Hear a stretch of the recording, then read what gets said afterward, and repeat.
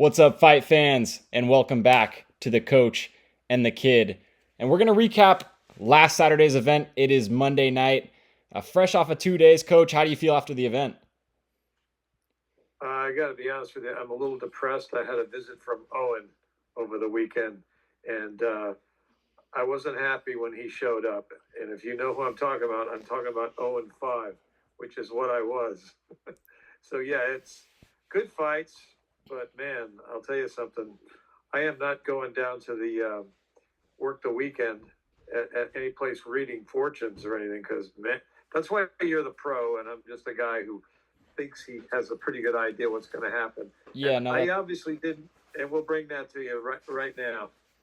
no, that's fair, Coach. I mean, we talked about it over the weekend, and I told you I gave you a little bit of my opinion, and I think going 0-5 and taking the Owen Wilson is just as impressive as going 5-0. So I'll tell you that we totaled up the coach's picks if you picked against him in every single fight on the main card this weekend. And if you put down $100, I know we're not betting advice on this show, but if you put down $100, you would have won $29,000, Coach. So, I mean, we call you the coach for a reason. I think you could have retired if you would have gone against your own picks.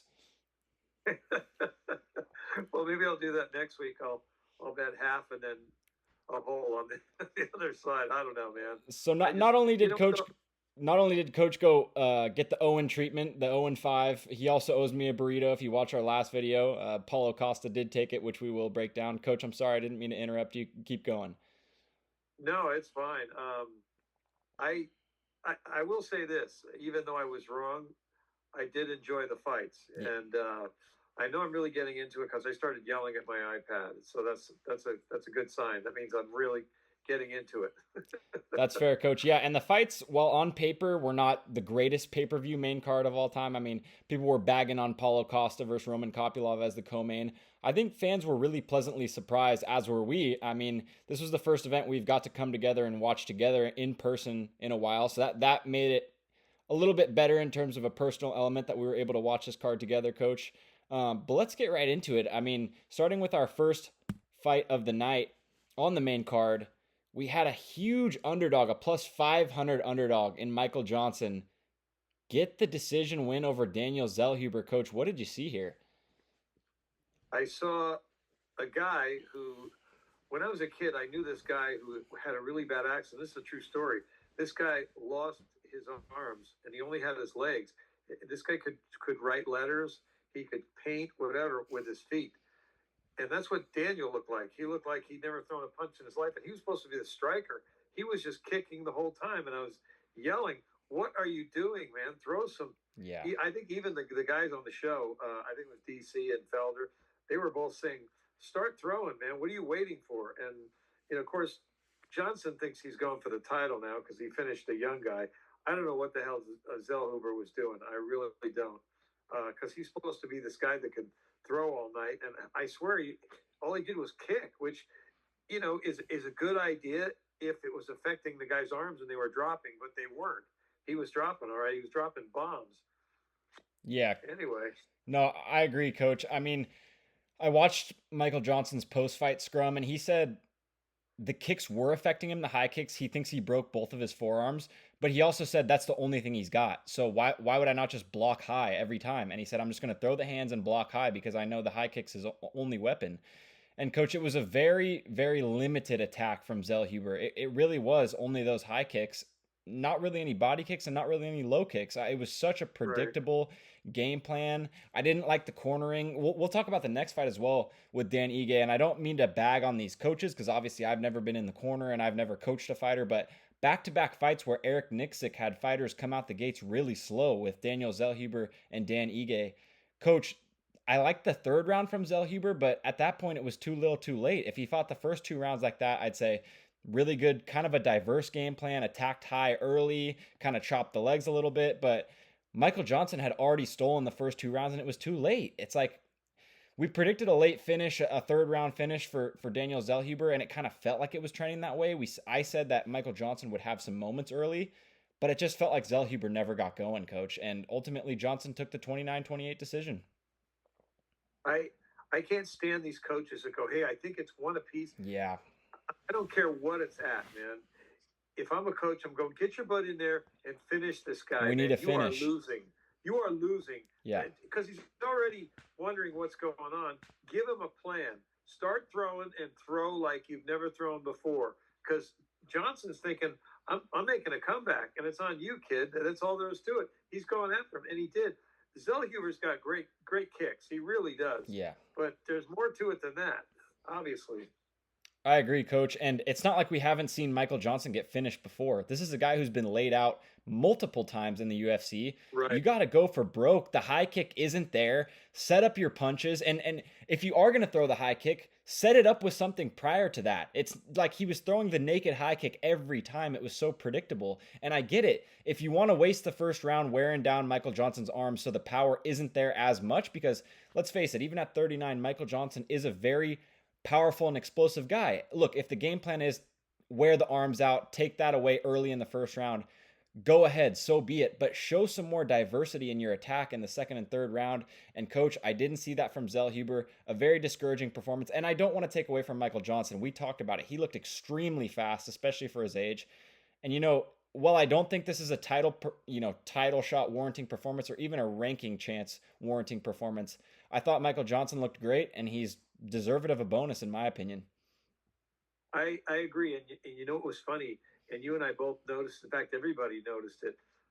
When a young guy goes, he's fast. Yeah. That says, I'm scared. Yep. Okay. You go to your corner and all you're thinking about how fast this guy is. That's not good. Exactly. That was the first thing that came out of his mouth to his corner, Coach. I know. And that's what I thought. Oh God, this guy's in trouble. Yeah. You know what I mean? I agree, Coach. All right. We started 0-1 here. And let's move on. It didn't get much better. Patricio Pitbull versus Dan Ige. The tale of two fights. I think these fights were one and the same. It kind of felt like Dan Ige really didn't get going. Yep. I talked about in my breakdown prior to the fight, I said, Pitbull really thrives off these matchups with these guys that are kind of similar in archetype to him and build. Guys that are, around that 5'6", 5'7" range. Pitbull made a living off beating those guys in Bellator. My only problem was I thought he was a little bit over the hill. But I also mentioned in my breakdown prior, Dan Ige has fallen in love with the hooks and the uppercuts. And when it doesn't land, the fight gets really sloppy and it gets away from him. Coach, yeah, that's exactly what we saw here. We saw Pitbull showcase a little bit of wrestling, but not enough to where I'm like, okay, he's really holding him down and imposing his will.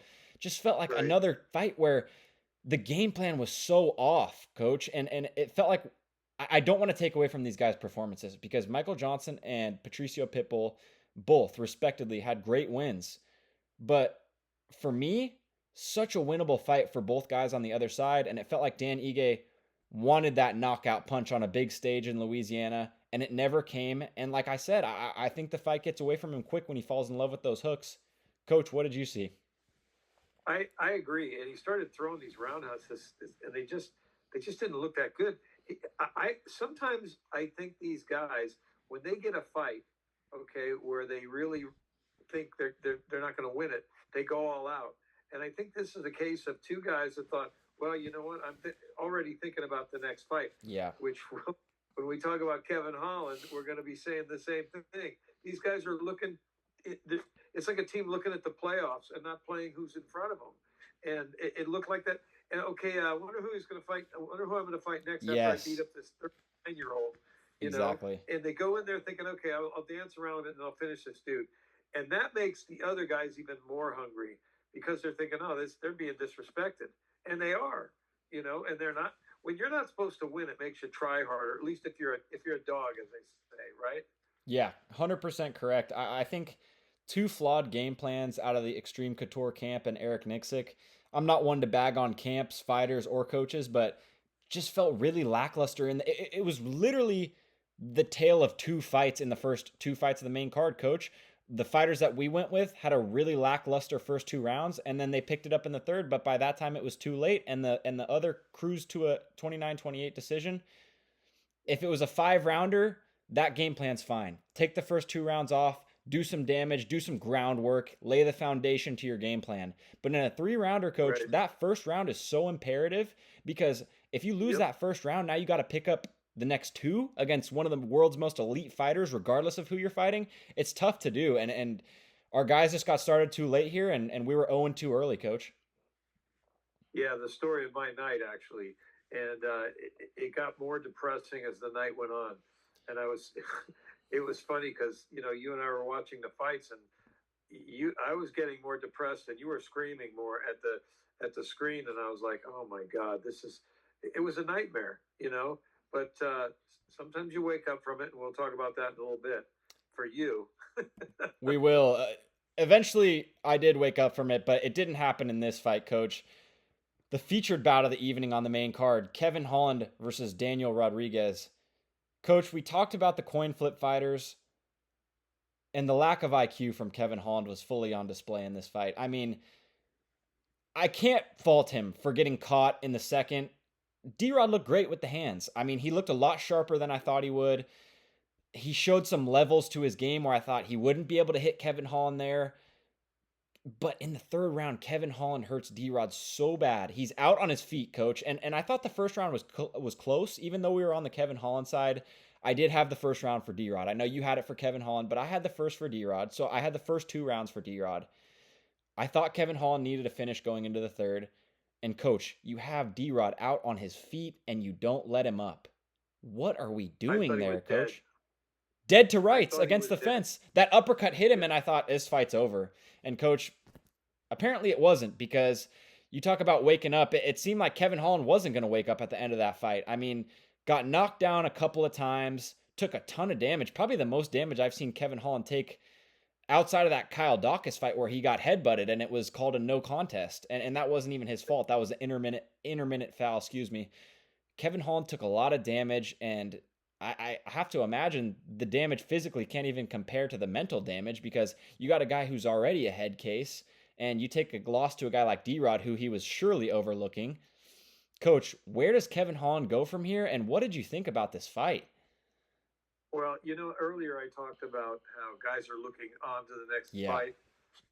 Kevin Holland specifically said, "Well, I'm going to fight 7 times this year, Yep. and I'm going to break the record. I'm just picking up checks." Yep. And he underestimated this guy, and he could have finished him. He could have finished him so easily, but he blew it, and we both know he blew it because we were both pissed. Even when D-Rod was on top of him, he had nothing to it. He looked like he was just whipping him with a wet towel. Yeah. I mean, he had nothing left. Yep. But Holland was laying there shelled up, and I thought neither one of these guys has anything left. If he could just get up and finish this dude, because D-Rod was like, he was exhausted. Yep. And then towards the end, it was like he said, "God, I can actually win this fight." Yeah. And Holland was already looking towards the end of the year. He was because prior to this, he had said, "Well, I'm going to fight I'll fight this, and then I'll fight 2 more. I'll fight in October, and then I'll fight again in December." Yeah. It's like, you're not fighting again for a while, buddy. You'll be lucky if you get asked to come to fight again in a while, because it's almost like he blew it. This is 3 blown fights in a row that we watched. And let me throw one more thing in, okay? I won all my preliminaries, and I hope you guys watched the preliminaries, because there was some studs, and I mean men and women. There's some good stuff. There's some good stuff coming up, and I don't mind seeing these guys coming up. Like I've always said, watch the preliminaries, because people are really hungry to get in the main event, and it was pretty fun. It started out with a banger. But anyway, let's get back to this. Coach, I agree, and I can attest to what the coach is saying. He had some really, really good picks on the preliminaries. I know it was mostly all favorites, but there were some great finishes on the preliminary card, and I also think Vettori versus Allen ended up winning fight of the night over Poirier versus Holloway, and I think that was warranted, Coach. That's correct. I think while Holloway and Poirier was an incredible fight, I think a few of those prelims were just awesome. The Kyler Phillips versus Vinicius Oliveira fight was awesome. I think we're seeing a new contender emerge in bantamweight Right. there, and I thought Brendan Allen looked really good against Marvin Vettori, and there were a couple others that I'm not even mentioning. Gautier looked great in his fight. That was Gautier incredible. Gautier was ridiculous. Yeah. This guy is a stalker. He's a stalker and an assassin.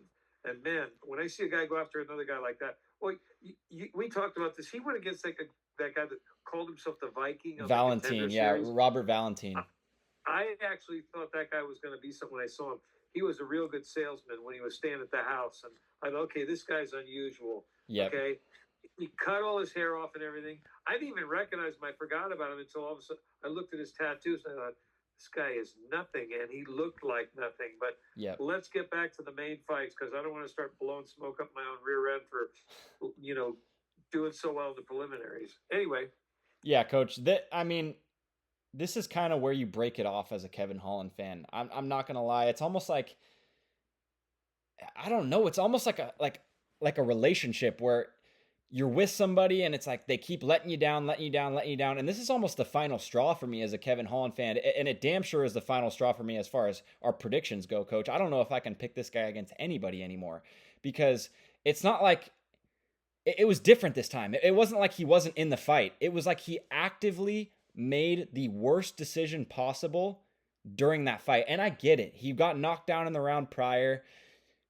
Your cardio is not there. You're gassed. It's a big spot. But, coach, one more punch lands after he landed that uppercut against the fence. Fight's called. No doubt. And you decide to lay on top of him, and he gets on top and reverses your position. Coach, this is the thing that I'll end on. You're down 2 rounds. You dominate the third. All you got to do is keep throwing. Even if you don't get the finish, it's probably a 10-8 round, and you end up stealing a draw at the end of the fight. But nope.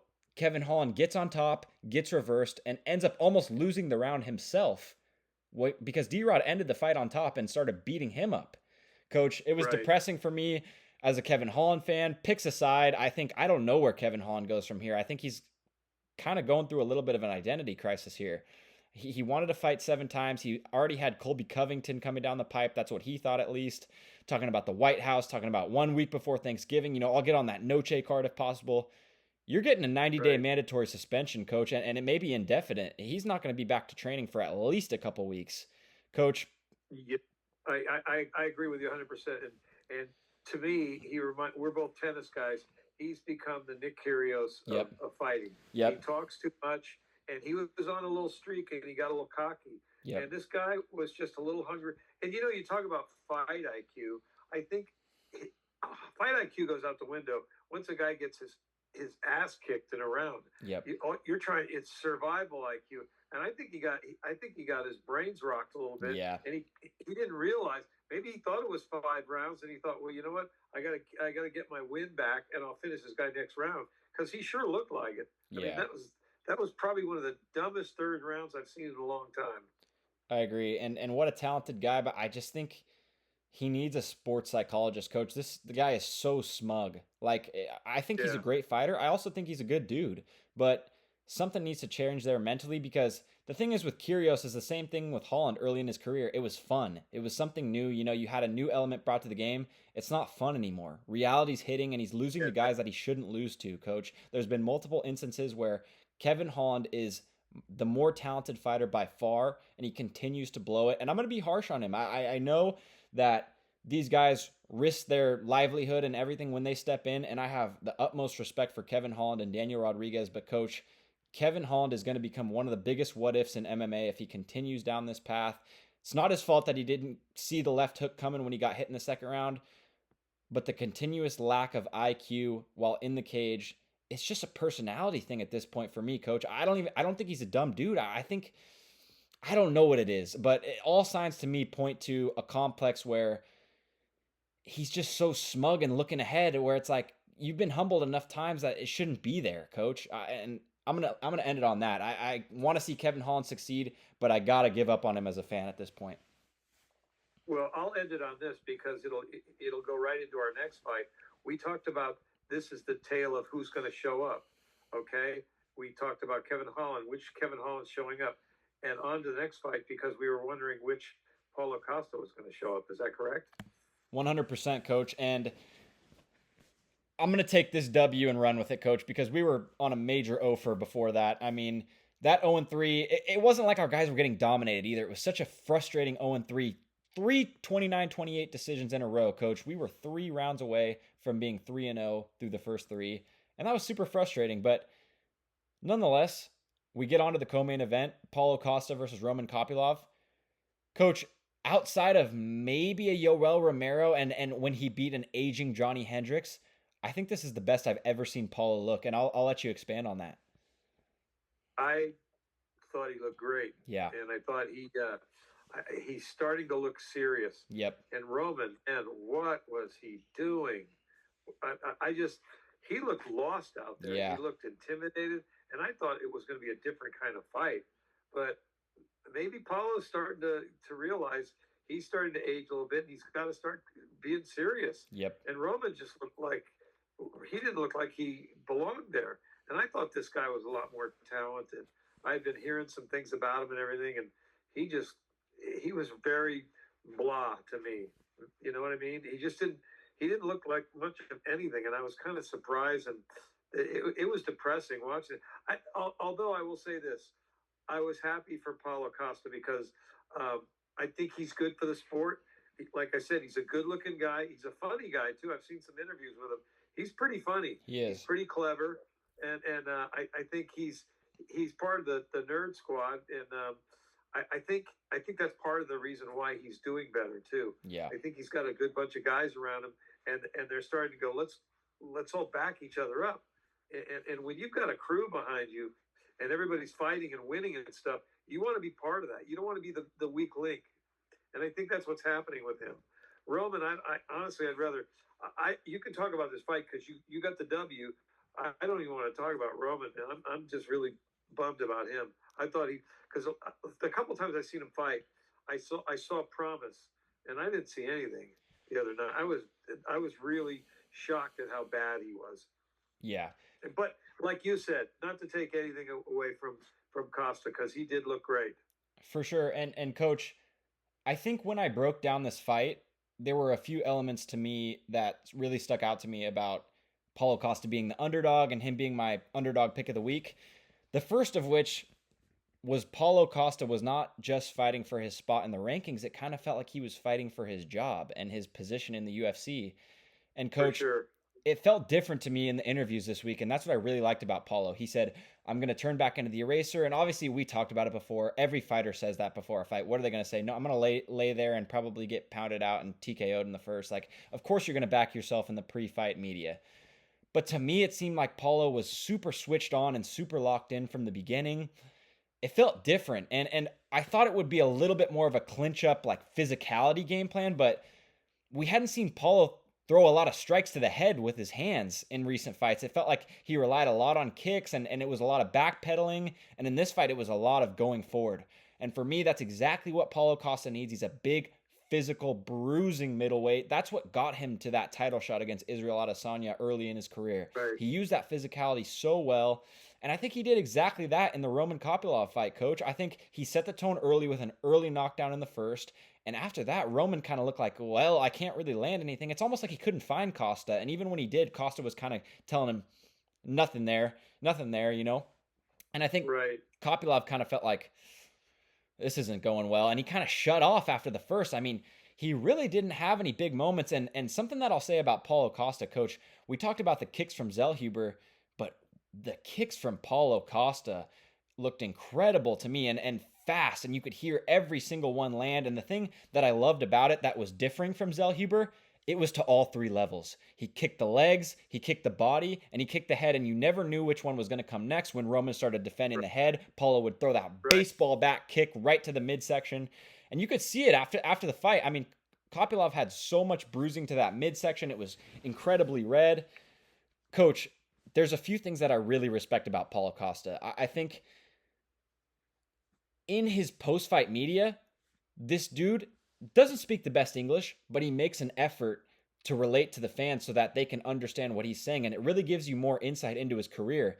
And what he was saying was, I've took some hard losses. I mean, I wasn't super discouraged about the Adesanya fight, but the Whitaker fight and the Strickland fight were fights that I thought that I could win. And when I didn't win, he said, I was in really good shape. And when I didn't win, it was super discouraging. And he said for this fight, he was just going to lay it all on the line. And this was kind of like his make or break fight. And I think that's what really helped him in this matchup. He had nothing to lose. And while he was fighting for his job and his career, it felt like a really free-flowing performance. And I don't want to talk about what Roman Kopylov lacked. I just thought Paulo Costa looked so good, coach. And if this is the emergence of him, I think he's a real threat in this division. Yeah, and I agree with you 100%. It's like, it's like you talked about, we have talked about all of this stuff relates to other things in life. Yeah. You know, kind of like when you go in for a job interview, for instance, when you don't care about the job, you almost always get it. Yeah. I was talking to my wife about a job that she thought, well, I'm not going to get this job. I'm going to relax and just be myself. And she got the job. And it's kind of like that with Paulo Costa. You know, once you tense up and doubt yourself or whatever, he, like you said, he went there and they're like, well, you know what? I'm relaxed. I'm just going to enjoy this, and I'm going to make it happen, and remind himself of what he could be and what he was. Yeah. And he was the eraser, man. I mean, no doubt. And I think Roman got really intimidated by it. After But the thing first. that was really cool. Yeah, yeah. But the thing that would impress me, you know, sometimes they'll show the graph of the body shots and the head shots and all that. It was all over the place. It was man. such a diverse when a guy- attack. yeah, and when you don't know where it's coming from, and when you work that, Rocky Marciano used to do that, the boxer. He used to hit the body till the arms dropped, and then boom, out go the lights. And that's high IQ right there. Knowing that you can take a punch, but you're going to give 10 punches to make the hands drop, or kick the leg 20 times to make the leg give out. You know what I mean? So Yeah. when you have a strategy and you follow it, you know, that's beautiful, and that's what he did. I agree. I thought it was as close to a perfect performance from a heavier weight guy as we've seen in a long time. Talk about the diversity of the attack. I mean, you didn't know where the next kick was going to come from. You didn't know where the next punch was going to come from. And it seemed like Kopylov couldn't figure out that puzzle. Coach, I'm going to end it with this. I would love to see Costa fight Jared Cannonier next. And I think if he wins that, he's maybe one fight off a title shot. And I think the resurgence of Paulo Costa is in full effect because he has such a personal beef with Chimaev, especially if Chimaev can take that title off of Duplessis. I really like this for the UFC. I think the UFC needs more guys like Costa, a foreigner that really puts an effort in to speak English.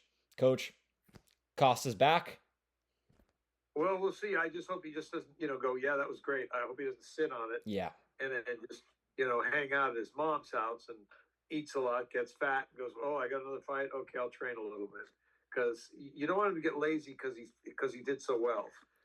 I agree, Coach. And I think that was a great breakdown from you. Let's move right on to our final fight of the night. Coach, the main event of the evening, what everybody was here to see. The swan song of Dustin Poirier's legendary career, Poirier versus Holloway 3. I'm going to let you take the lead on this one, Coach. What did you see from Poirier? What did you see from Holloway? What did you like? What didn't you like? Tell me about this main event. I think I saw two guys that love each other. They truly respect each other. And I think we saw some sparring in the first few rounds. I didn't think it was fight of the night. I didn't think it was a great fight. I thought it was a good fight. And that's the problem with two guys that love and respect each other. I mean, you can look at this picture and see it. I mean, it became like a hug fest at the end, which is fine. I mean, they're warriors. Yep. They basically are shaking hands and go, man, we've had a great career. Good luck to you. But I think not only did the best man win, it was the smartest thing, and I'm sure Dana's happy because he can keep Max rolling instead of going, putting him up on the shelf and go, what do I do now? I did not think it was a great fight. I think it had its moments, and I think people were overreacting because they knew it was a swan song. If you watch the fight, you'll see pity pat the first round or two, a couple of shots. Max got him pretty good. He got Max pretty good, but it was just enough to hold your interest and just enough to say goodbye. And all the stuff, the film that they showed, it's well deserved. Yeah. These two guys are fantastic MMA guys. They really are. They've helped the sport. They've helped the sport grow. Dustin, it's a good time for him to retire, I think. He's done it all. And what the hell? I mean, Max still wants to keep going, and he's good for the sport. Everybody loves Max. Both these guys are beloved. And I think he wanted a legend. He got a legend, and it worked out perfect. Dustin could walk away with his head held high. Max can move on to the next fight. I agree, Coach. I think you broke that down beautifully because for this fight, I think that's the reason why I picked Max Holloway. I think it couldn't have ended any more perfect. It was a good fight, not a great fight, but a war of sorts. And it was a very competitive decision, and no one got finished. There was nobody, going out on a stretcher, especially Dustin. We thought it may have happened. Max had him hurt bad against the cage. But it was a Right. very competitive decision, and the right man won because now you can push Max up towards that title shot. I think he needs one more. Maybe he fights Oliveira next. But what would be the point in Dustin winning? You completely burn a star in Max Holloway. And while Dustin rides off into the sunset, and that would be very cool, you can't use him anymore. And the UFC is about using these guys, whether they want to say it or not. The UFC wants to use these guys, for the entertainment of the fans, for the betterment of other guys' careers, whatever the reason may be. Dustin isn't of use anymore with that win. Max Holloway is of use with that win. Now you can call out an Ilia Topuria. You can set up a rematch against Charles Oliveira. There's so many avenues you can go to. Whereas if Dustin Poirier won that fight, there's nowhere you can go with that. And Well, yeah. I thought it was perfect, Coach. I thought it was a great nightcap to what was a really solid event. I'm going to give this event a 7 out of 10, Coach. I think it over delivered in terms of what the name value was. I thought the prelims were really close to a 9 out of 10. I thought the prelims were great. The main card started with 4 straight decisions. Actually, all decisions on the main card. I'm sorry, 5 straight decisions on the main card. But they were very entertaining decisions, so I can't knock it too hard on that. I thought the crowd was very hungry for an entertaining fight, and I thought that made for a great atmosphere. I think overall, the UFC's trip to Louisiana was a successful one. I think everybody went home happy. They got to see their hero, Dustin Poirier, lay it all on the line one more time, and it went to a really competitive decision, and the right man won, Coach. I thought that was perfect. Yeah, it was very good. It was kind of funny because at the end, Holloway did his classic, let's meet in the middle. Yeah. And then Dustin with clinched. with about 3 seconds left, all of a sudden Dustin said, "Dude, this is my retirement party. Yeah, I'm not going down like Justin Gaethje." Okay? exactly. So I haven't taken a lot of damage, and I'm not going to. Give me a hug and let's say goodbye. Exactly. And like you said, Coach, this picture that we're using for this final fight of the main card sums it up perfectly. 2 legends of the sport, 2 guys that went out there one more time with each other and really just had a good fight, just a really good fight. I can't complain about the scrap. Both guys dropped each other at some point in the fight. Dustin Poirier pulled out his patented guillotine. It was perfect, Coach. With the exception of Dustin maybe knocking him out in the 5th, it wouldn't have been good for the sport. It wouldn't have been good for the business. It would have been great for the night. But ultimately, for the grand scheme of things in the UFC, perfect ending to a really good night of fights. It was a hell of a lot better than Max knocking them out in the first round and people not seeing 25 minutes. They saw 25 minutes of action. You can't beat that. I agree. And Coach, I think we're going to finish it right there.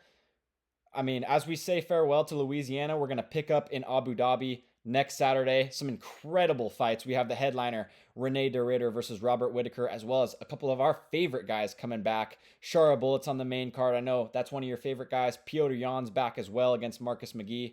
A stacked card, and best believe we're going to be bringing you main card predictions. Coach, you're going 5-0 this week. I can guarantee you're not going 0-5. We appreciate everybody for watching the Coach and the Kid. Once again, thank you to the Coach. I appreciate all the time that you give me breaking these fights down, and you keep getting better and better. Maybe not with the pick record, but Coach, the analysis is incredible as always. Thank you so much. Thanks, kid. Love you. Thank you for watching. Love you, Coach. Have a great week. We'll be back on Wednesday to break down UFC Abu Dhabi. Thank you, fight fans.